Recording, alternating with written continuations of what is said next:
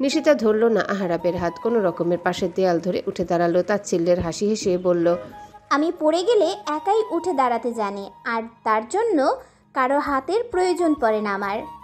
রাগ যেন তরতর করে বেড়ে গেল আহারাবের। এই মেয়ের সাথে দেখা হওয়ার পর থেকে তাকে লাগাতার ইগনোর করছে, অপমান করছে। এইটুকু পুচকে মেয়ে কিনা তার সাথে এভাবে কথা বলছে। না, আর সহ্য করা যাচ্ছে না। অনেক সহ্য করেছে সে।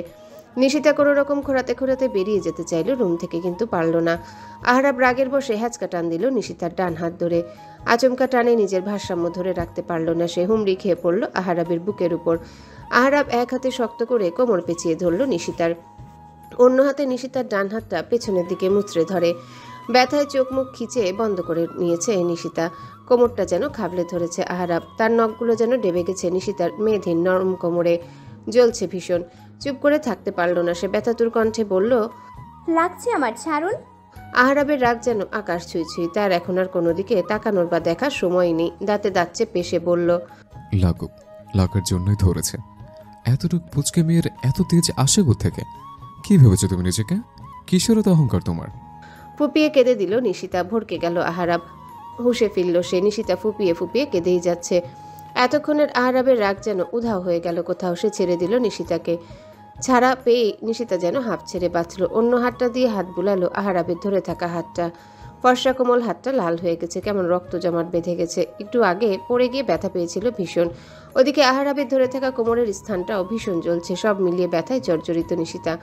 অপরাধবোধ অনুভব করল আহারাব। অস্থির হয়ে উঠল সে। হাত বাড়িয়ে নিশিতার লাল হওয়া হাতটা ধরল সে।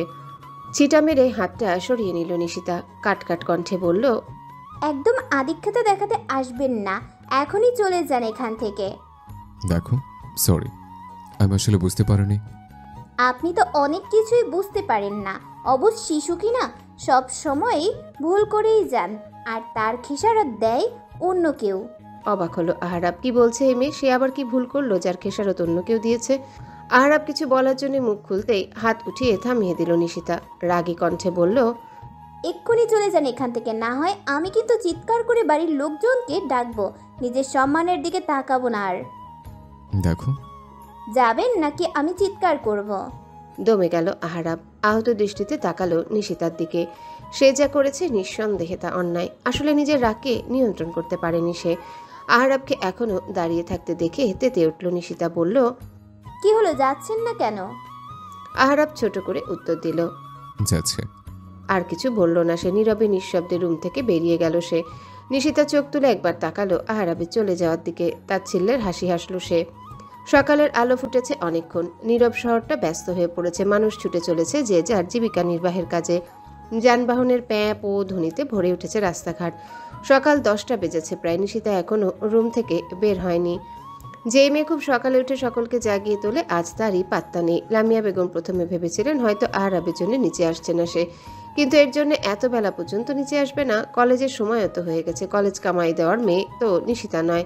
চিন্তায় কপালে ভাঁজ পড়ল লামিয়া বেগমের। লিনাকে বলল, একবার দেখে আয় তো নিশিতা ঘুম থেকে উঠেছে কিনা। অবশ্যই উঠেছে, এত বেলা পর্যন্ত ঘুমানোর মেয়ে নিশিতা নয়। যা না, দেখে আয় কি করছে মেয়েটা। লিনা সোফা ছেড়ে উঠল। এতক্ষণ বসে বসে এসে আড্ডা দিচ্ছিল মেহরাব আর মাহবুবের সাথে। এখানে অবশ্য রিনাও রয়েছে। আহারাব নিজের রুম থেকে বেরিয়ে এসেছিল মাত্রই। আয়েশা বেগম এগিয়ে এলেন। নীলাকে বললেন, তুই বস, আমি যাচ্ছি। নীলা খুশি মনে বসে পড়ল। আহারাব ভ্রু কুচকালো। জিজ্ঞাসা করল, নিশিতাকে? সবাই যেন আকাশ থেকে পড়ল।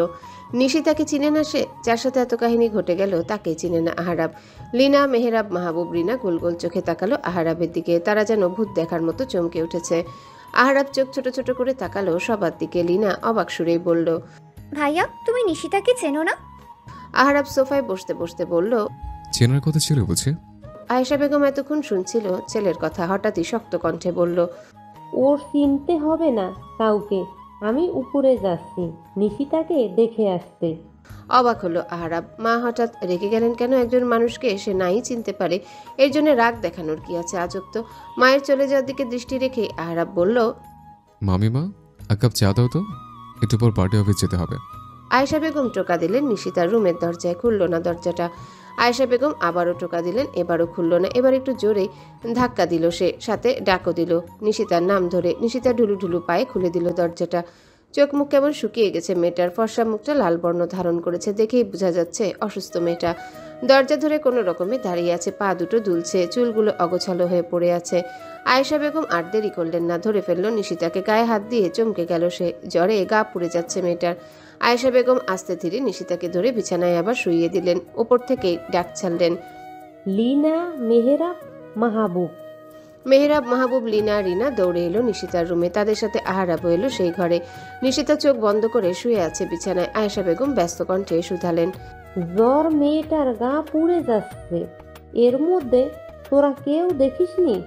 চমকে উঠল সবাই। কাল রাতেও তো নিশিতাকে ঠিক দেখেছিল সবাই। লিনা ব্যস্ত হয়ে নিশিতার পাশে বসলো, কপালে হাত রেখে চমকে উঠল, বলল, হে মা, এ তো অনেক জ্বর, গায়ে হাতই দেওয়া যাচ্ছে না। রিনা, যা তো একটা বাটিতে পানি নিয়ে আয়, জলপট্টি দিতে হবে এক্ষুনি। রিনা দৌড়ে গেল। মাহবুবও ব্যস্ত হয়ে পড়ল, বলল, এখন পর্যন্ত কিছুই খাইনি, ও বেলা তো কম হলো না? আয়েশা বেগম উঠে দাঁড়ালেন, বললেন, তোরা একটু বস, আমি এক্ষুনি খাবার নিয়ে আসছি।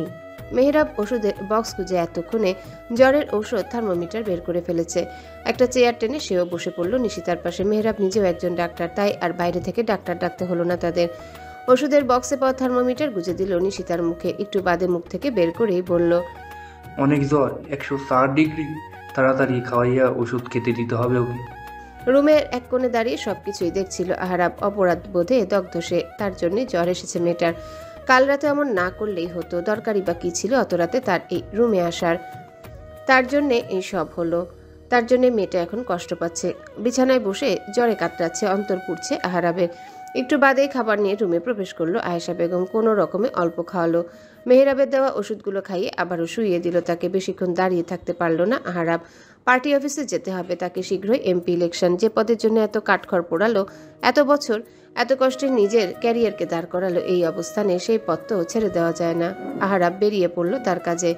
ঘড়ির কাঁটায় রাত 12টা ছুঁই। নিজের কাজ সেরে বাড়িতে ফিরতে বেশি দেরি হয়ে গিয়েছে তার। এত রাতে অন্যের বাড়িতে গিয়ে ঝামেলা বাড়ানোর দরকার আছে কি? তাই একবার সে ভেবেছিল বাড়িতে চলে যাবে, পরে নিশিতার কথা চিন্তা করে মত পরিবর্তন করলো সে। সকালে মেয়েটার জ্বর দেখে গিয়েছিল সে, তারপর আর মেয়েটার খোঁজ নেওয়া হয়নি। কেমন আছে মেয়েটা, তার জন্যই তো এমনটা হয়েছে। মেয়েটার এই অসুস্থতার জন্য দায়িত্ব সেই। তাছাড়া বাড়িতেও তো কেউ নেই, মা ভাইরা সবাই এই বাড়িতেই। বাড়ির কলিং বেল টিপলো আহারাব। লামিয়া বেগম খুলে দিলেন দরজাটা। জেগেই ছিলেন তিনি, অপেক্ষা করছিলেন আহারাবের জন্য। আহারাবের দেরি দেখে একবার কল করেছিল তাকে, সে বলেছিল সে আজ এই বাড়িতেই ফিরবে।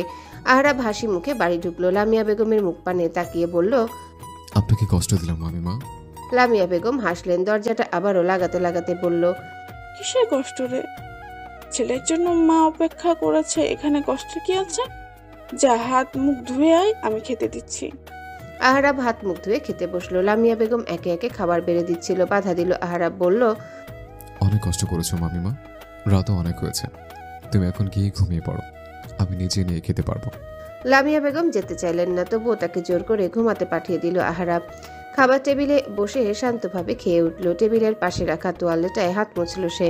নিঃশব্দে পা বাড়ালো নিশিতার রুমের দিকে, আস্তে টোকা দিল নিশিতার রুমের দরজায়। নিঃশব্দে পা বাড়ালো নিশিতার রুমের দিকে, আস্তে টোকা দিল নিশিতার রুমের দরজায়। খুলল না কেউ। আবারও টোকা মারতেই খুলে গেল দরজাটা। ঘুম ঘুম চোখে মুখে দাঁড়িয়ে রয়েছে লিনা।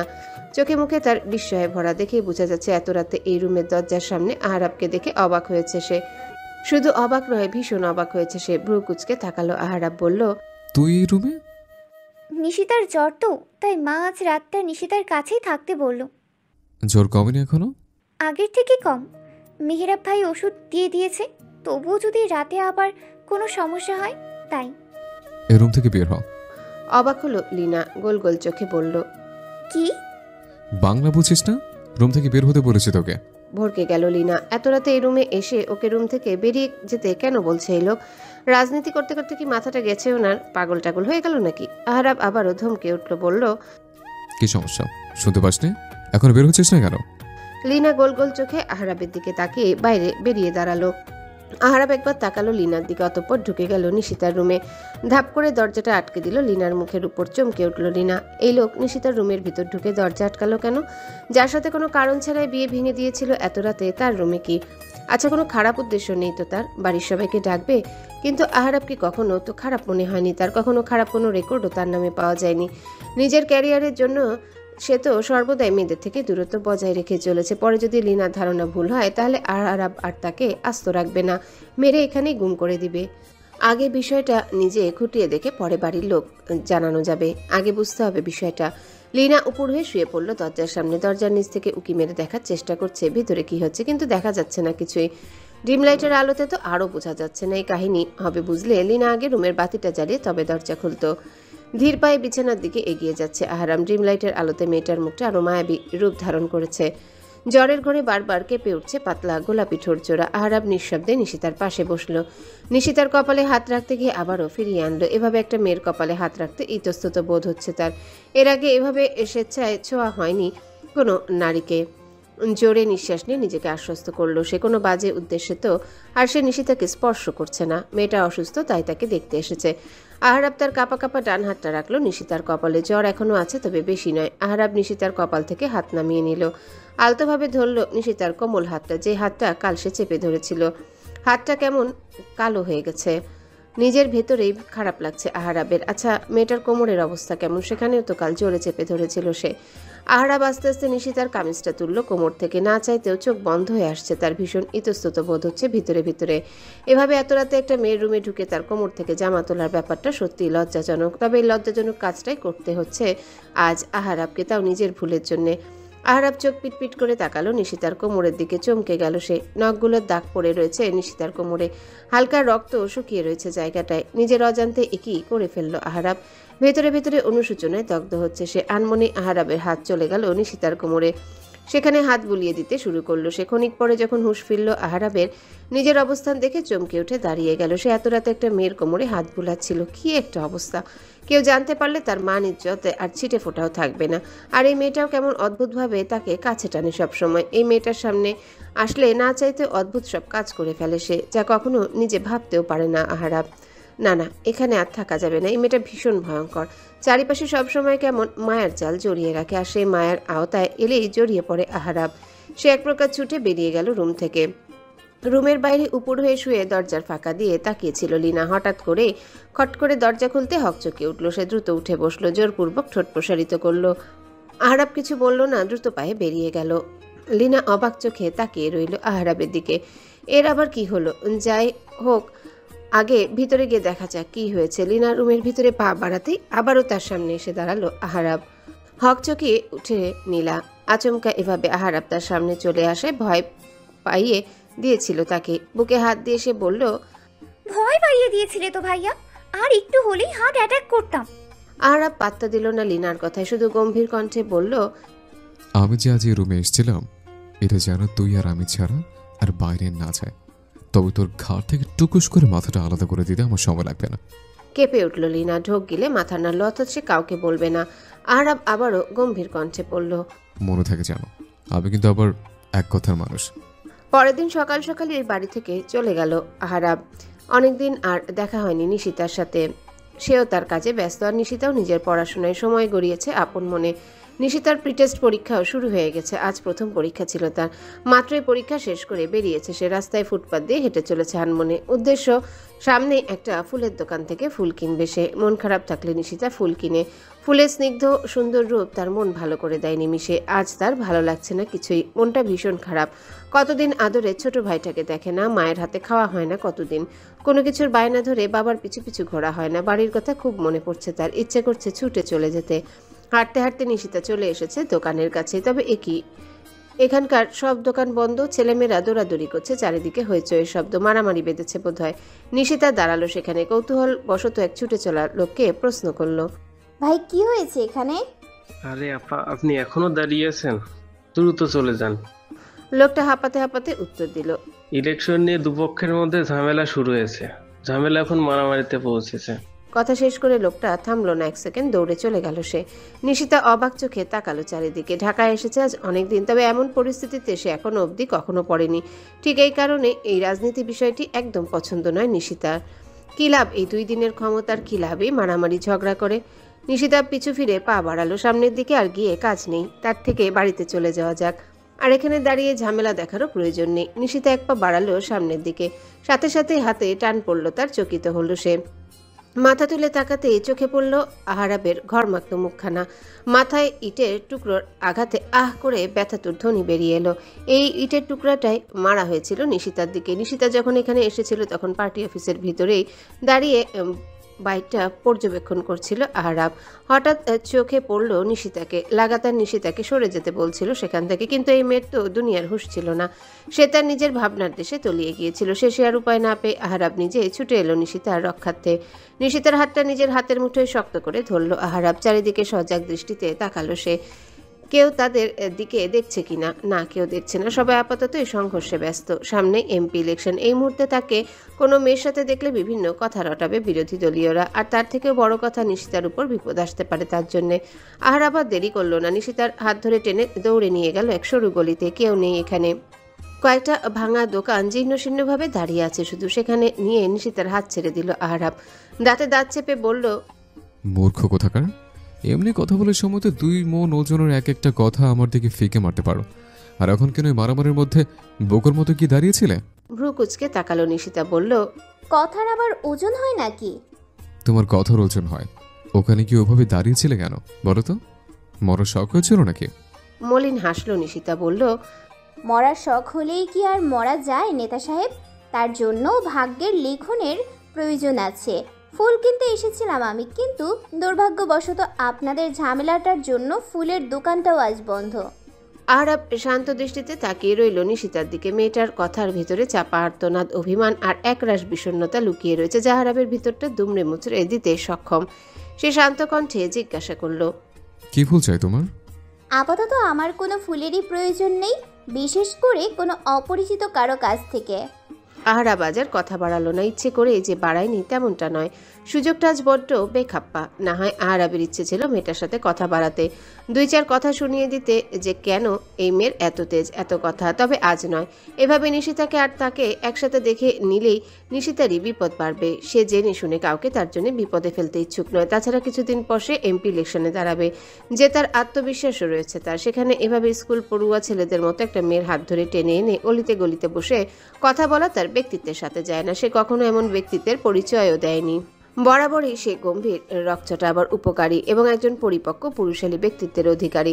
তবে এই মেয়ের সাথে দেখা হওয়ার পরই কেমন যেন সব তালগোল পাকিয়ে যাচ্ছে তার। সবচেয়ে বেশি প্রভাব পড়েছে তার এতদিনে গড়া শক্তপোক্ত ব্যক্তিত্বের উপর। আহারাব একবার তাকালো নিশিতার দিকে, শান্ত কণ্ঠে বলল, বাড়িতে চলে যাও। অতঃপর সে এক পা বাড়ালো সামনের দিকে। দ্বিতীয় পা বাড়ানোর আগে ডাক পড়ল নিশিতার। পিছু ফিরে তাকালো আহারাব, বলল, কিছু বলবে? নিশিতা আঙ্গুল তুলে দেখালো আহারাবের কপালের দিকে। কণ্ঠ কিছুটা খাদে নামিয়ে বলল, কপাল কেটে গেছে, আপনার রক্ত ঝরছে। আহারাব হাত দিল কপালে। হাতটা চোখের সামনে নিয়ে দেখলো সত্যি কপাল কেটে গেছে, রক্ত ঝরছে কিছুটা। মৃদু হাসলো সে, বলল, সমস্যা নেই, এসবের অভ্যাস আছে আমার। নিশিতা শুনলো না তার কথা। নিজের ছোট পার্স ব্যাগটা হাতরে একটা 1 টাইম ব্যান্ডেজ বের করলো সে। সে সবসময় ব্যাগে ফার্স্ট এইডের ছোটোখাটো জিনিস রাখে, চলার পথে যদি কখনো প্রয়োজন পড়ে তাই। নিশিতা অন্যের উপর নির্ভর না হয়ে নিজে সর্বদা নিজের বিপদের সময়গুলোর জন্য প্রস্তুত থাকে। সে খুব ভালোভাবে জানে বিপদের সময়গুলো কেউই পাশে থাকে না, তখন নিজেকে নিজেরই সামলাতে হয়। নিশিতা ব্যান্ডেজটা বাড়িয়ে দিল আহারাবের দিকে, তবে আহারাব নিল না ব্যান্ডেজটা। সে ঝুঁকে এলো নিশিতার দিকে, কপালে গিয়ে বলল, লাগিয়ে দাও। নিশিতা আর কথা বাড়ালো না, ব্যান্ডেজটা খুলে লাগিয়ে দিল আহারাবের কপালে। ব্যান্ডেজ লাগানো শেষে 1 মিনিটও সে সেখানে আর দাঁড়ালো না, এক প্রকার দৌড়ে চলে গেল সেখান থেকে। আহারাবের হাত চলে গেল কপালে, আলতোভাবে হাত বুলালো ব্যান্ডেজের উপরে। ঠোঁটে তার ফুটে উঠল সূক্ষ্ম হাসির রেখা। দুপুর গড়িয়ে বিকেল নেমেছে, আকাশে জ্বলন্ত সূর্যটাও তার তেজ কমিয়েছে কিছুটা। লীনা হেঁটে চলেছে তাদের বাড়ির সামনে গলির মুখে। হঠাৎ আহারাব কল করে ডেকেছে তাকে। কে জানে কি উদ্দেশ্যে হঠাৎ এই ডাক। লীনা হেলে দুলে হেঁটে চলল সামনের দিকে। তাদের বাসার সামনে রাস্তার মোড়ে এসে দেখা মিলল এক বিশাল কালো গাড়ির। গাড়িটা দেখে চিনতে পেরেছে লীনা আহারাবের গাড়ি এটা। গাড়িটার সামনে এগিয়ে গেল সে। কাছের জানালায় টোকা দিতে আহারাব নামিয়ে নিল জানালার কাজটা। দেখা মিলল তার মাস্ক পরিহিত মুখশ্রীর। মুখে মাস্ক পরে এসেছে আজ। এলাকার অনেকেই চিনে তাকে। চারিদিকে ছড়িয়ে ছিটিয়ে রয়েছে অসংখ্য বিরোধী দলীয় নেতাকর্মী। এভাবে তাকে দেখলে সমস্যায় জড়িয়ে পড়বে সবাই, তাই এত লুকোচুরি। আহারাব জানালা দিয়ে একটা ফুলের ঝুড়ি বাড়িয়ে দিলেও লীনার দিকে বলল, এটা নিশিতাকে দিবে। চকিত হলো লিনা, মনের মধ্যে হাজারো প্রশ্ন উকি দিচ্ছে। এই লোক আবার নিশিতাকে ফুল দিচ্ছে কেন? সেদিন রাতেও নিশিতার রুমে গিয়েছিল। বিয়ে ভেঙে দিয়ে এখন এই লোকের মতলবটা কি? এসব কেন করছে সে? তবে ভয়ে কোনো প্রশ্ন করতে পারল না আহারাবকে। মনের মধ্যে দমিয়ে রাখলো নিজের প্রশ্নগুলো। আহারাব একটু থেমে বলল, তবে আমার কথা বলিস না তাকে যেগুলো আমি দিয়েছে। লিনাও বোকার মতো প্রশ্ন করে বসলো। তবে কি বলবো? বলে দিস তুই দিয়েছিস। লিনা মুখে কিছু বলল না, শুধু মাথা নাড়ল। আহারাব সময় নষ্ট করলো না আর গাড়ির জানালার কাজটা উঠে দ্রুত গাড়ি স্টার্ট করে সাই করে চলে গেল সে। সারাদিন পরীক্ষা ঝামেলার পর বাসায় এসে ফ্রেশ হয়ে খেয়ে দিয়ে বিছানায় কেবলই গায়ে লিয়ে দিয়েছিল নিশিতা। এরই মধ্যেই রুমের ভেতর ঢুকে এলো লিনা, হাতে তার ফুলের ঝুড়ি। লিনা তো একসাথে এত ফুল কিনে না। একটু অবাক হলো নিশিতা। লিনা ফুলের ঝুড়িটা বাড়িয়ে দিল নিশিতার দিকে, বলল, এটা তোর জন্য। এবার অবাকের রেশটা একটু বেড়েই গেল। ফুলের ঝুড়িটা হাত দিয়ে ধরতে ধরতে অবাক কণ্ঠে বলল, আমার জন্য? হ্যাঁ। নিশিতা ফুলের ঝুড়িটার দিকে তাকালো। বেশ কিছু লাল গোলাপ, বেলির মালা, ডেজি আর রজনীগন্ধায় সাজানো। ভ্রু কুচকে তাকালো নিশিতা, বলল, হঠাৎ আমার জন্য ফুল আনলেন যে? আর তাছাড়া তুমি তো সচরাচর ফুল কিনোও না। থতমত খেয়ে গেল লিনা, আমতা আমতা করে বলল, একটা ফুলের দোকানের পাশ দিয়ে আসছিলাম, দেখলাম দোকানটায় ডিসকাউন্ট চলছে, তাই মনে পড়লো তোর কথা। তুই তো ফুল ভীষণ পছন্দ করিস, তাই নিয়ে এলাম। উঠে দাঁড়ালো নিশিতা। ঝুড়ি থেকে একটা গোলাপ তুলে নিল হাতে। গোলাপের কাঁটাগুলো হাত দিয়ে ভেঙে নিল সাবধানে। আয়নার সামনে দাঁড়িয়ে কানের কাছে ফুলটা গুছতে গুছতে বলল, তা বেশ ভালো করেছো। লিনা টুক করে একটা ছবি তুলে নিল নিশিতার। হাসি মুখে বলল, খুব সুন্দর লাগছে কিন্তু তোকে। আহারাব কেবলই বাড়িতে ফিরেছে। নিজের রুমে ঢুকে শরীরে জড়ানো ঘরমাক্ত শার্টটা খুলে মেলে দিয়েছে বারান্দায়। টাওয়েলটা হাতে নিয়ে ওয়াশরুমে ঢুকবে সে। তখনই মোবাইল বেজে উঠল। মেসেঞ্জারের টুংটাং ধ্বনি। মোবাইলটা হাতে নিল সে। নোটিফিকেশনে ভেসে উঠল লিনার নাম। মোবাইলের লকটা খুলে লিনার মেসেজ বক্সে ঢুকতে নিজের অজান্তেই হাসি ফুটে উঠল আহারাবের দুই ঠোঁটে। লিনা নিশিতার কিছু ছবি পাঠিয়েছে তাকে। কোনো ছবিতে নিশিতার কানে গোলাপ গোজা, কোনো ছবিতে নিশিতার চুলের খোপায় বেলিমালা গোজা, কোনো ছবিতে খোলা চুলে ফুলের ঝুড়ি হাতে নিয়ে দাঁড়িয়ে আছে সে। এই ফুলগুলোর মাঝে নিশিতাকে আরেকটা ফুল মনে হচ্ছে আহারাবের, যে তার স্নিগ্ধ সৌন্দর্য দিয়ে যে কাউকে ঘায়াল করে ফেলতে পারে নিমিষেই। আহারাব ছবিগুলো সেভ করে রাখলো নিজের ফোনে। অতঃপর বিছানার উপর ফোনটা রেখে ঢুকে গেল ওয়াশরুমে। দেখতে দেখতে শেষ হয়ে গেছে নিশিতার প্রিটেস্ট পরীক্ষা। আহারাবের কাজের চাপ আরও বেড়েছে। মাত্র কয়েকদিন পরই নির্বাচনী প্রচারণা, সভা সমাবেশ, মিটিং মিছিলে ব্যস্ত সে। নাওয়া খাওয়ার সময়টুকু পর্যন্ত পাচ্ছে না সে। টিভির পর্দায় প্রায় দেখা যায় তার মুখখানা। নিশিতা মাঝে মাঝে আর চোখে তাকিয়ে থাকে তার দিকে। রাজনীতি তার কোনো কালেই পছন্দ ছিল না। এখন তার এক সময়ের প্রিয় মানুষটা এই পেশাতেই নিযুক্ত। এক সময় কেন, হয়তো এখনও সে প্রিয়। মনের এক কোণে অভিমানের আড়ালে চাপা পড়ে রয়েছে সে। দুপুরের তপ্ত রোদ। প্রিটেস্টের পরপরই আবার নিশিতার ক্লাস শুরু হয়ে গেছে পুরোদমে। সে ভেবেছিল প্রিটেস্টের পরে একটু গ্রামের বাড়িতে যাবে, বাবা মা ভাইটার সাথে একটু সময় কাটাবে। তা আর হলো না। কলেজ ছুটির পরে কাঁধে কলেজ ব্যাগটা ঝুলিয়ে রাস্তার পাশে ফুটপাত ধরে হেঁটে চলেছে নিশিতা। পুরো ক্লাসে তার বান্ধবী বলতে শুধুমাত্র একজনই রয়েছে, মিলা। তার বাড়ি আবার অন্যদিকে, তাই রোজ কলেজে একা একাই আসা যাওয়া করে নিশিতা। হঠাৎই তার সামনে একটা কালো গাড়ি এসে ব্রেক কষল। হকচকিয়ে উঠল নিশিতা। একটুর জন্য অ্যাক্সিডেন্ট ঘটেনি তার। ভয় পেয়ে গেছে ভীষণ। বুকের মধ্যে থাকা হৃদযন্ত্রটা লাফিয়ে যাচ্ছে অসম্ভব গতিতে। বুকে হাত দিয়ে নিশিতা ভ্রু কুচকে তাকালো গাড়িটার দিকে। গাড়িটা চেনা চেনা লাগছে, কোথায় যেন দেখেছে সে। ভাবতে ভাবতে গাড়ির দরজাটা খুলে দিল কেউ। ভড়কে গেল নিশিতা। চোখ খুলে তাকাতেই চোখে পড়ল আহারাবের ক্লান্ত চেহারাটা। সময় ব্যয় করল না সে, দ্রুত পড়ল। গাড়িতে উঠে বসো। এইটুকু পথ আমি হেঁটেই যেতে পারবো, সমস্যা নেই। এই মেয়ে যে কথা শোনার নেয় আগে থেকেই জানে আহারাব। সে যা বলবে তার উল্টো একটা কথা যেন এই মেয়ের বলতেই হবে। জোরে জোরে নিঃশ্বাস ছাড়ল আহারাব। নিশিতার হাত ধরে টেনে গাড়িতে বসিয়ে দরজাটা লক করে দিল। নিশিতা চেঁচিয়ে উঠল, বলল, এই কি করছেন কি আপনি? সমস্যা কি আপনার? কোনো উত্তর দিল না আহারাব। গাড়ি স্টার্ট দিয়ে নিশিতার বাসার ঠিক উল্টো দিকে ঘুরিয়ে নিল গাড়িটা। ঢোক গিলল নিশিতা। গাড়ি ঘুরালো কেন আহারাব? এই লোক কোথায় নিয়ে যাচ্ছে ওকে? আচ্ছা, ওকে নিয়ে আবার মেরে গুম করে দিবে না তো? নাকি অন্য কোনো উদ্দেশ্যে এসেছে এই লোক? ভয় পেলে চলবে না। নিশিতা নিজেকে ধাতস্থ করে বলল, কোথায় নিয়ে যাচ্ছেন আমাকে? উদ্দেশ্য কি আপনার? কোনো উত্তর দিল না আহারাব। নিশিতা লাগাতার একই প্রশ্ন করেই যাচ্ছে, কিন্তু কোনো হেলদোল নেই আহারাবের। সে নীরবে নিঃশব্দে গাড়ি ড্রাইভ করে যাচ্ছে। প্রায় মিনিট 40 পর আহারাব গাড়ি থামালো শহরের একটু বাইরে, একতলা একটি ভবনের সামনে। আশেপাশে নির্জন, জনমানবহীন, গাছপালায় ভরপুর। এখানে বসে চিৎকার করলেও কেউ শুনবে না। নিশিতা ভয় পেয়ে গেল আবারও। এমন একটা জায়গায় একটা মেয়েকে নিয়ে আসার মানে কি? আহরাব নিজের সিট বেল্ট খুলতে খুলতে বলল। নামো। নিশিতা নামলো না, নিজের সিটটা শক্ত হাতে ধরে রাখলো। আহরাব একবার তাকালো নিশিতার দিকে, অতঃপর ধমকে বলল, নামবে নাকি টেনে নামাতে হবে? নিশিতা এবারও নামলো না, সে শক্ত করে সিট ধরে বসেই আছে। তপ্ত নিঃশ্বাস ফেললো আহরাব। এমনি এত কাজের চাপে নাজেহাল অবস্থা তার মধ্যে এই মেয়ে একটা কথাও শুনবে না, যা বলবে তার ঠিক উল্টোটা করবে। আহরাব দাঁতে দাঁত চেপে বলল, নামবে নাকি মেরে গাড়ির এই সিটের সাথে লটকে দেব? কেঁপে উঠল নিশিতা। দ্রুত গাড়ি থেকে নেমে দাঁড়ালো সে। আহরাবও নেমে দাঁড়ালো গাড়ি থেকে। নিশিতার হাত টেনে নিয়ে গেল বাড়ির ভেতরে ঢুকতে অবাক হলো নিশিতা। ছোটখাটো একটা বাড়ি, তবে সব সাজানো গুছানো পরিপাটি। নিশিতার হাতটা ছেড়ে আহরাব বসে পড়ল ধপ করে। শার্টের টপ বাটন দুটো খুলতে খুলতে শুধালো, রান্না বান্না কিছু করতে পারো নাকি শুধু চ্যাটাং চ্যাটাং কথা বলতে পারো? নিশিতা বাড়িটা দেখতে দেখতেই আনমনে উত্তর দিল, পারি। তাহলে তো ভালোই হলো। কিচেনে নুডলস রাখা আছে, রান্না করে নিয়ে এসো, ক্ষুধা লেগেছে খুব। অবাক হলো নিশিতা, গোল গোল চোখে বলল, রান্না করব মানে? রান্না না করলে খাবে কি? কলেজ শেষ হয়েছে সবে, মুখ থেকে তো মনে হচ্ছে এখনো পেটে কিছুই পড়েনি। আর তাছাড়া আমারও ক্ষুধা লেগেছে। আমি পারবো না। পারবে না মানে কি? তাহলে তোমাকে এত দূর থেকে নিয়ে এলাম কি করতে? আমার চেহারা দেখে? আমাকে এত দূর থেকে নিয়ে এসেছেন এই নুডলস রান্না করতে? হ্যাঁ, কেন? তুমি কি ভেবেছিলে? ভরকে গেল নিশিতা। সে মনে মনে কত কিছুই না চিন্তা করে ফেলেছিল। হায় কপাল। নিশিতা আমতা আমতা করে বলল, না, কিছু না। কিছু না হলেই ভালো। যাও রান্না করো, আমি ফ্রেশ আসছি। নিশিতা নুডলস বানিয়ে বসে আছে অনেকক্ষণ। আহরাবের দেখা নেই। সে যে ওয়াশরুমে ঢুকেছে ফ্রেশ হতে, আর বের হচ্ছে না। টানা 1 ঘন্টা পর একদম গোসল সেরে বের হলো আহরাব। নিশিতা থমকে গেল কিছুক্ষণের জন্য। 3/4 প্যান্ট, শরীরে জড়িয়েছে টি শার্ট আর গলায় টাওয়েল। সদ্য ভেজা চুলগুলো থেকে টুপটাপ করে গড়িয়ে পড়ছে ফোঁটা ফোঁটা পানির বিন্দু।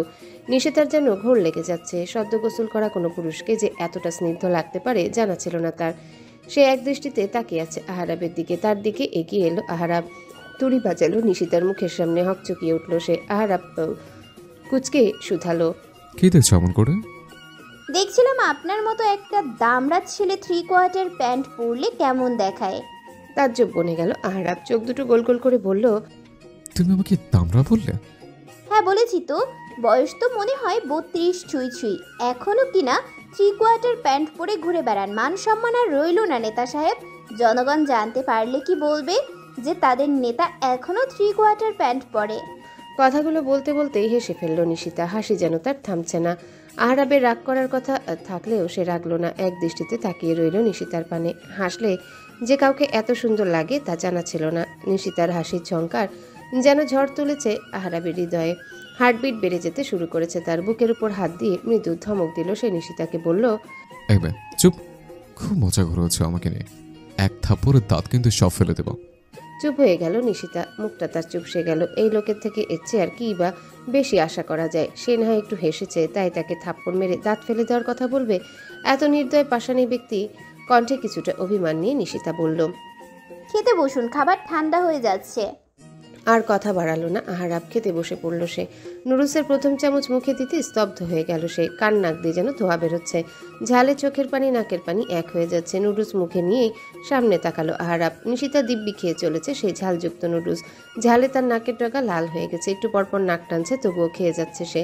আহরাব গিলে ফেললো মুখে থাকা নুডলসটুকু। এখন কিছুতেই ঝালের ব্যাপারটা ধরা দেওয়া যাবে না। যেখানে নিশিতার মতো একটা পুচকে মেয়ে দিব্যি ঝালযুক্ত নুডলস খেয়ে যাচ্ছে, সেখানে তার মতো একজন শক্তপোক্ত পুরুষ মানুষ যদি ঝাল ঝাল করে চিৎকার চেঁচামেচি করে, বিষয়টা মোটেও ভালো হবে না। মানিজ্যতের একটা ব্যাপার আছে না? আহরাব কোনো রকম খেয়ে উঠল নুডলসটুকু। বেডরুমের দিকে হাঁটতে হাঁটতে বলল, 1 ঘন্টা ঘুমাবো আমি। ততক্ষণে কোনো বিরক্ত করবে না আমাকে। কয়েকদিন ঠিকভাবে ঘুম হয় না। পিছন থেকে চিল্লিয়ে উঠল নিশিতা। বলল, আমি বাসায় যাব। পিছু ফিরে তাকালো আহরাব। মোবাইলটা হাতে নিয়ে বলল, 3টে বেঁচেছে কেবল। ঠিক 4টার দিকে ফিরবো আমরা। বাসার সবাই চিন্তা করবে আমার জন্য। লিনাকে বলে দিয়েছে, ও সবটা ম্যানেজ করে নেবে। আর এক মুহূর্ত দাঁড়ালো না আহরাব। হনহন করে চলে গেল নিজের রুমে। দরজাটা আটকে দৌড়ে গেল জগের কাছে। ঝালে মুখটা জ্বলে যাচ্ছে। মুখের ঝাল দমিয়ে এতক্ষণ যে সে কিভাবে নিশিতার সাথে কথা চালিয়েছে তা একমাত্র সেই জানে। খেতে খেতে এক জগ পানিও খেয়ে নিয়েছে, তবুও যেন ঝাল কমছে না। এত পরিমাণ ঝাল খায় মেয়েটা। একে যে বিয়ে করবে তার কপালে নির্ঘাত দুঃখ আছে। নিশিতা আজ সকাল সকালই বেরিয়ে পড়েছে। লাইব্রেরিতে যেতে হবে, কিছু বই কিনতে হবে, তারপর সেখান থেকে কলেজে যাবে। কলেজ ড্রেস পরিহিত, কাঁধে ব্যাগ নিয়ে ঘুরে ঘুরে লাইব্রেরিতে বই দেখছিল সে। রাস্তার পাশেই লাইব্রেরিটি। সেই রাস্তা ধরে গাড়িতে যাচ্ছিল আহারাব, তবে আজ সে গাড়ি চালাচ্ছিল না। গাড়ি চালাচ্ছিল জিসান, তারই পার্টির লোক। এক প্রকার আহারাবের ডান হাত বলা চলে জিসানকে। গাড়ির জানালা থেকে তাকাতেই আহারাবের হঠাৎ চোখে পড়ল নিশিতার দিকে। নিশিতা একটা ছেলের সাথে কথা বলছিল তখন। ছেলেটার হাতে একটা বই। আহারাব দ্রুত বলল, গাড়ি থামা জিসান। জিসান অবাক কণ্ঠে বলল, এখানে কেন থামবো? আরে থামাতে বলছি, থামা তাড়াতাড়ি। গাড়িতে ব্রেক কষল জিসান। এতটুকু সময় গাড়িটা কিছু দূরে চলে গিয়েছে। আহারাব তাড়া দিয়ে বলল, গাড়ি ব্যাকে নে, ওই লাইব্রেরিটার সামনে। জিসান অবাক কণ্ঠে বলল, এখানে গাড়ি থামাতে বললেন কেন বস? আহারাব কোনো উত্তর দিল না। সে গাড়ির জানালা দিয়ে তাকিয়ে রয়েছে লাইব্রেরির দিকে। এদিকে নিশিতার সামনে দাঁড়ানো ছেলেটা তার হাতের বইটা নিশিতার দিকে বাড়িয়ে দিল। নিশিতাও হাসি মুখে বইটা নিয়ে নিল। আহারাব হাতের মাস্কটা মুখে জড়িয়ে নেমে পড়ল গাড়ি থেকে। লম্বা লম্বা পা ফেলে গিয়ে দাঁড়ালো নিশিতার সামনে। হকচকিয়ে উঠল নিশিতা। মাথা তুলে তাকালো আহারাবের দিকে। মাস্ক পরিহিত থাকলেও নিশিতা চিনতে একটুও কষ্ট হলো না তাকে। যার ছবি মনের ভিতর আঁকা, তাকে কি আর সামান্য মাস্ক অপরিচিত করে তুলতে পারে? নিশিতা ভ্রু কুচকালো, বলল, আপনি এখানে? ছেলেটা নিশিতার হাতে বইটা দিয়ে চলে গেছে। আহারাব ছো মেরে বইটা নিয়ে নিল নিশিতার হাত থেকে। চোখ বুলালো বইয়ের মলাটের উপরে, বলল, মনের মানুষ, প্রভাত কুমার মুখোপাধ্যায়। ক্লাসের বই রেখে এখন উপন্যাস পড়া শুরু করলে নাকি? নিশিতা বইটা নিয়ে নিল আহারাবের হাত থেকে, বলল, আমি অনেক আগে থেকেই বিভিন্ন উপন্যাসের বই পড়ি, এ আর নতুন কিছু নয়। তা না হয় বুঝলাম, কিন্তু এখানে কি করছো? লাইব্রেরিতে যখন এসেছি অবশ্যই বইয়ের জন্যই এসেছি। তুমি সবসময় আমার সাথে এরকম চ্যাটাং চ্যাটাং কথা বলো কেন? সমস্যা কি তোমার? আমি মানুষটাই এমন, তাই। হাত ঘড়ির দিকে তাকালো নিশিতা, আবারও বলল, আমার ক্লাসের দেরি হয়ে যাচ্ছে, চলি আমি। গাড়িতে বসো, পৌঁছে দিচ্ছে। তার প্রয়োজন হবে না। গাড়িতে উঠতে বলেছি, গাড়িতে ওঠো। অতিরিক্ত আর একটা কথা বললে আমি ভুলে যাবো এটা একটা পাবলিক প্লেস। নিশিতা চারিদিকে দেখলো। শহুরে এলাকা, মানুষ ভরপুর। এখানে কোনো ঝামেলা না করাই ভালো। মান সম্মান গেলে তারই যাবে। আহারাবের তো আর কিছুই হবে না, সেই আগের বারের মতো। নিশিতা আর কথা বাড়ালো না, চুপচাপ গাড়িতে উঠে বসলো। আহারাব বসলো নিশিতার পাশের সিটে। জিসানকে বলল, গাড়ি স্টার্ট দে। জিসান এতক্ষণ হাঁ করে তাকিয়েছিল নিশিতা আর আহারাবের দিকে। আজ প্রায় 4-5 বছর ধরে সে আছে আহারাবের সাথে, কিন্তু এখন অবধি কোনো মেয়ের সাথে এভাবে যেচে তাকে কথা বলতে দেখেনি কখনো। কাজের সূত্রে কারোর সাথে কথা বলার প্রয়োজন পড়লেও জিসানকে দিয়ে বলিয়েছে বেশিরভাগ। এমনি সাধারণ মেয়ে মানুষ তো ধারে কাছেও ঘেঁষতে পারেনি। আর এই মেয়ের সাথে কিনা যেচে এভাবে কথা বলছে কে এই মেয়ে? তবে কি এই মেয়ে আহারাবের এই চিরকুমার ব্রতটা ভাঙবে? ভাবতেই খুশিতে নেচে উঠল জিসানের মন। সময় বয়ে যাচ্ছে তার নিজের গতিতে। দেখতে দেখতে ঘনিয়ে এসেছে আহারাবের নির্বাচনের দিন। সেদিনের পর আর তার দেখা হয়নি তার নিশিতার সাথে। নির্বাচনী প্রচারণার কাজে ব্যস্ত থাকায় সে সময় হয়ে ওঠেনি তার। সকাল থেকে আশরাফ সাহেবের বাড়িতে টিভি ছেড়ে বসে আছে সকলেই। আহারাবের নির্বাচন নিয়ে উৎসুক সবাই। নিশিতা রুমে বসে আছে চুপচাপ। পড়ায় তার মন বসছে না একটু। রুমে বসে থাকলেও তার মন পড়ে আছে টিভির দিকে। নিচে থেকে হইচই শোনা যাচ্ছে। নিশিতা চাইছে না কিছুতেই নিচে যেতে, কিন্তু মন মানছে না কিছুতেই। উঠে দাঁড়ালো নিশিতা। ওড়নার এক প্রান্ত আঙ্গুলে প্যাঁচাতে প্যাঁচাতে চলে এলো নিচে। আর চোখে একবার তাকিয়ে দেখলো টিভির দিকে। ভোট চলছে এখনো। নিশিতার হঠাৎই চিন্তা লাগলো ভীষণ।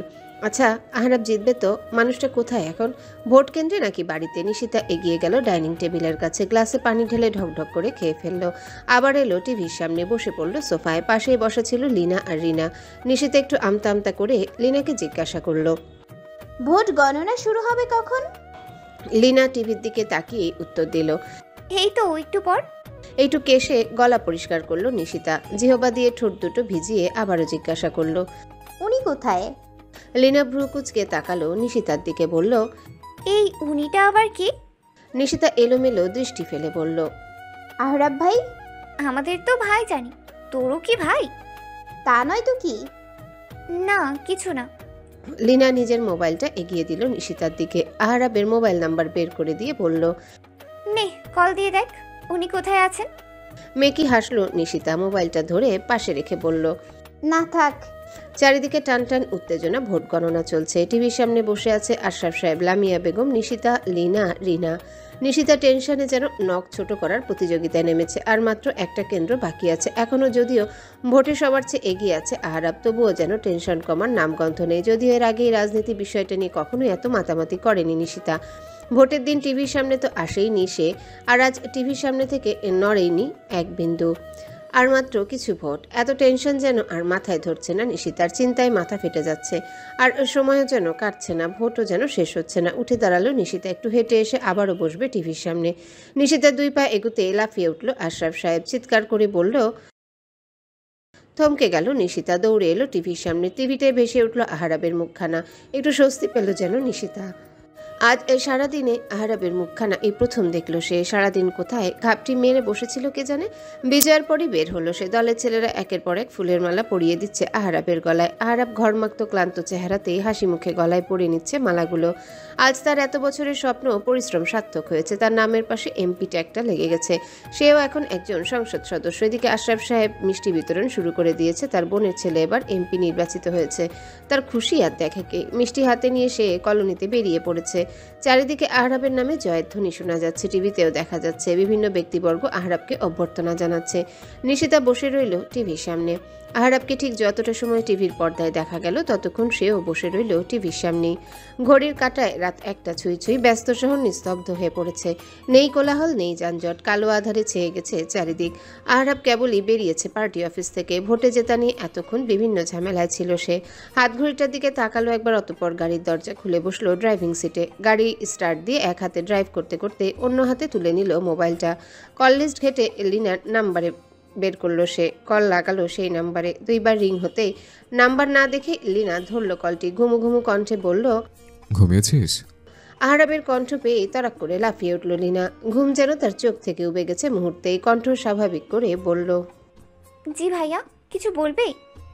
নিশিতা ঘুমিয়েছে কি? হয়তো, এত রাতে তো জেগে থাকার কথা নয়। যা দেখে তো একটু। ঘুমালে ওকে তুলে মোবাইলটা দিয়ে আয়। আচ্ছা, এক্ষুনি যাচ্ছি আমি। লিনা দ্রুত পায়ে হেঁটে এলো নিশিতার রুমের সামনে। বার কয়েক টোকা দিল নিশিতার রুমের দরজায়। তার তো কোনো হুঁশই নেই। মোবাইলটা কানের কাছে ধরল লিনা, বলল, ভাইয়া ঘুমিয়ে আছে বোধহয়, দরজা খুলছে না। জোরে ধাক্কা দে। লিনা এবার একটু জোরেই ধাক্কা দিল। আবার আশেপাশে তাকিয়ে দেখলো কেউ যে গেছে কিনা। নিশিতা ঢুলতে ঢুলতে দরজাটা খুলে দিল। ঘুমু ঘুমু কণ্ঠে বলল, এত রাতে কি হয়েছে, এভাবে দরজা ধাক্কাচ্ছ যে? লিনা মোবাইলটা এগিয়ে দিল, বলল, কথা বল। নিশিতা মোবাইলটা হাতে নিতে নিতে জিজ্ঞাসা করলো, কে? কথা বলেই দেখ না। নিশিতা ঘুম জড়ানো কণ্ঠে বলল, হ্যালো। জোরে ব্রেক কষলো আহারাব। হৃদয়টা যেন প্রচণ্ড গতিতে লাফিয়ে উঠেছে তার। গাড়ি থামিয়ে সিটের সাথে হেলান দিয়ে বসলো সে। নিশিতার ঘুম জড়ানো কণ্ঠ তাকে ঘায়েল করে ফেলেছে মুহূর্তে। জোরে জোরে নিঃশ্বাস নিচ্ছে আহারাব। মেয়েটার ঘুম জড়ানো কণ্ঠ তার কাছে কেমন আদুরে আদুরে লাগছে। এই কণ্ঠে যেন মাদকতা মিশে রয়েছে। নিশিতা আবারও বলল, কি হলো, কথা বলছেন না কেন? একটু কেশে গলা পরিষ্কার করে নিল আহারাব। বলল, হ্যালো। কণ্ঠস্বর শুনে কেঁপে উঠল নিশিতা। বিস্ফোরিত দৃষ্টিতে তাকালো লিনার দিকে। সে উৎসুক দৃষ্টিতে তাকিয়ে আছে নিশিতার দিকে। ভুল শুনছে না তো সে? এত রাতে আহারাব ফোন করবে কেন, তাও আজকের মতো একটা দিনে? কান থেকে নামিয়ে মোবাইলটা একবার চেক করে দেখলো সে। মোবাইলে স্ক্রিনে স্পষ্ট আহারাব ভাই। নিশিতা মোবাইলটা আবার কানের কাছে ধরলো, বলল, এত রাতে আপনি? ঘুমিয়েছিলে? ঘুম থেকে তুলে আবার জিজ্ঞেস করছেন ঘুমিয়েছিলাম কি না? আচ্ছা ঘুমো তাহলে, রাখছি আমি।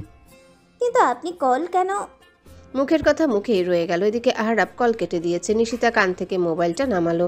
অবাক চোখে তাকালো মোবাইলের স্ক্রিনে। যাক বাবা, কিছুই তো বললো না, তাহলে এত রাতে কল কেন দিল? আজব। লিনা কৌতূহলী হয়ে জিজ্ঞাসা করলো, কি বললো আরহাব ভাই? কিছু না। কিছু তো বলেছে, না হয় এত রাতে ঘুম ভাঙিয়ে এত জরুরি তোলো। তোমার সামনেই তো কথা বললাম, তুমি নিজেই তো শুনলে। সে তেমন কিছুই বলল না। লিনা মাথা চুলকে উত্তর দিল, তাও ঠিক, তবে এত রাতে কল কেন দিল? সেটা তুমি এখন বসে বসে ভাবতে থাকো, আমি ঘুমালাম। লিনার মুখের উপর আটকে দিল দরজাটা। লিনা একবার তাকালো সেদিকে, অতঃপর ভাবুক ভঙ্গিতে চলে গেল নিজের রুমে। নির্জন রাস্তায় গাড়ির সিটের সাথে হেলান দিয়ে চোখ বন্ধ করে শুয়ে আছে আহারাব। সারাদিন এত ধকলের পর মেয়েটার কণ্ঠস্বরই যেন তাকে এনে দিয়েছে একরাশ প্রশান্তি, কাটিয়ে দিয়েছে যেন সারাদিনের ক্লান্তি। বেলা গড়িয়েছে কিছুটা, ব্যস্ত নগরী ব্যস্ত হয়ে পড়েছে, যানজট কোলাহলে ভরে গেছে চারিপাশ। আহরাব সেই সকাল থেকে পার্টি অফিসে বড় বড় নেতাবর্গের সাথে, দলের নেতাকর্মীদের সাথে ব্যস্ত সময় পার করছিল। অবশেষে একটু বিরতি মিলেছে, তার সাথে সাথে গাড়ি নিয়ে বেরিয়ে পড়েছে সে। জিসানকে বলে গাড়িতে মিষ্টি আগে থেকে আনিয়ে রেখেছিল, শুধু অপেক্ষায় ছিল কখন একটু বিরতি পাওয়া যাবে। বিরতি পাওয়ার সাথে সাথেই ছুটল আশরাফ সাহেবের বাসায়। রান্নাঘরেই কাজ করছিল লামিয়া বেগম। হঠাৎ কলিং বেল বেজে উঠল। বাড়িতে সে একাই রয়েছে এই মুহূর্তে। আশরাফ সাহেব গিয়েছেন অফিসে, রিনা স্কুলে, নিশিতা আর লিনা গিয়েছে কলেজে। কলিং বেলের শব্দ শুনে লামিয়া বেগম হাতের কাজটা ফেলে রেখে এগিয়ে গেল দরজার দিকে। খুলে দিল দরজাটা, অমনি দেখা মিলল মিষ্টি হাতে আহরাবের। ঠোঁটে ঝুলছে তার এক টুকরো হাসি। আহরাবকে দেখে খুশি হলেন লামিয়া বেগম, বললেন, ভিতরে আয়।